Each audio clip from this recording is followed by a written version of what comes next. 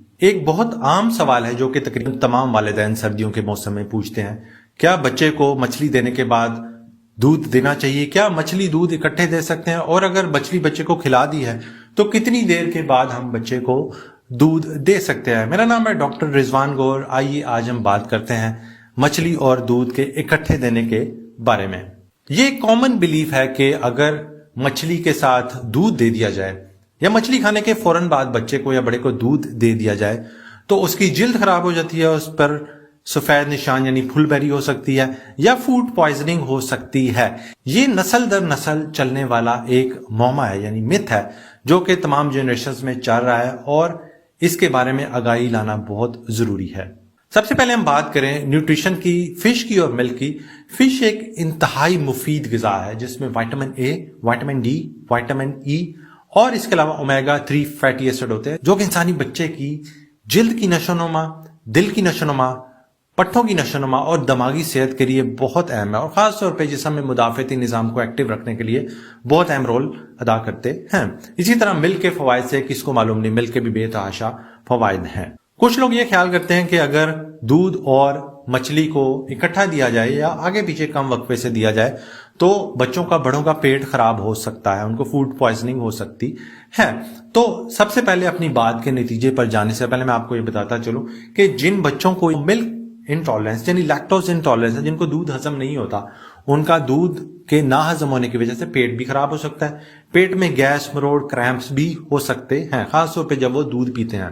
اور دوسری سائڈ پہ زیادہ تر بچے فش کو بڑے اچھے طریقے سے ہضم کرتے ہیں، لیکن بالکل ایک مائنر سی پرسنٹیج ہے جس میں فش سے الرجی بھی ہو سکتی ہے۔ فش سے الرجی کی علامات کیا ہیں کہ جسم پر ریشز یعنی دانے، یعنی خارش والے دانے جن کو آپ ترپھڑ کہتے ہیں، وہ نکل سکتے ہیں، یا ارٹیکیریل ریش ہے وہ ہو سکتا ہے، یا پھر ان کا پیٹ بھی خراب ہو سکتا ہے۔ تو فش الرجی ایک الگ چیز ہے اور لیکٹوز انٹالرنس یعنی دودھ سے انٹالرنس یعنی اس کو ہضم نہ کرنا ایک الگ چیز ہے۔ جب فش اور دودھ اکٹھے لیے جاتے ہیں یا پھر تھوڑے تھوڑے وقفے سے لیے جاتے ہیں تو ان کے درمیان میں کوئی کیمیکل ریئیکشن نہیں ہوتا جو کہ جسم میں تمام نظام کو یعنی ڈائجسٹو سسٹم کو خراب کر سکے۔ تو ان کے دوران کوئی ایسا ریئیکشن نہیں ہوتا، نہ کسی ریسرچ میں، نہ کسی آرٹیکل میں، نہ کسی لٹریچر بک میں یہ مینشن ہے کہ ان کے درمیان میں کوئی ریئیکشن ہوتا ہے جو کہ جسم کے لیے نقصان دہ ہوتا ہے۔ لیکن اگر کسی کو فش سے الرجی ہے تو وہ فش ویسے بھی نہ لے، اور جس کو لیکٹوز انٹالرنس یعنی جس کو دودھ ہضم نہیں ہوتا وہ دودھ کو بھی نہ لے۔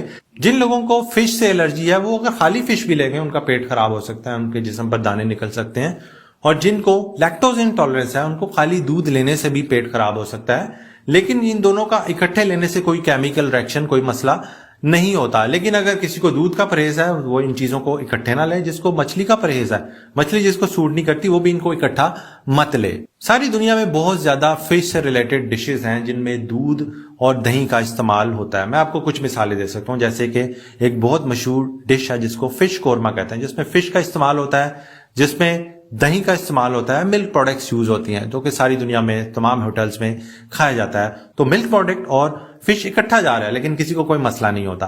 اور اس کے علاوہ ایک اور ڈش ہے جس میں سیلمن فش ان یوگرٹ ساس یوز ہوتی ہے، اس میں بھی دہی کا استعمال ہوتا ہے، سیلمن فش، ڈفرنٹ طرح کی ساسز استعمال ہوتی ہیں، ساری دنیا میں یہ سرو کی جاتی ہے اور بڑی مشہور ڈش ہے۔ تو ان شارٹ فش اور دودھ اکٹھا لینے سے یا آگے پیچھے لینے سے کوئی مسئلہ نہیں ہوتا، ماں سوائے وہ بچے جن کو دودھ سے یا فش سے الرجی ہے وہ نہ دودھ لیں نہ فش کا استعمال کریں اور اکٹھے بالکل استعمال مت کریں۔ امید ہے یہ معلومات آپ کے لیے کارآمد ثابت ہوں گی۔ اپنا اور بچوں کا بہت بہت خیال رکھیں، مائی کو دعا میں یاد رکھیں۔ اللہ حافظ۔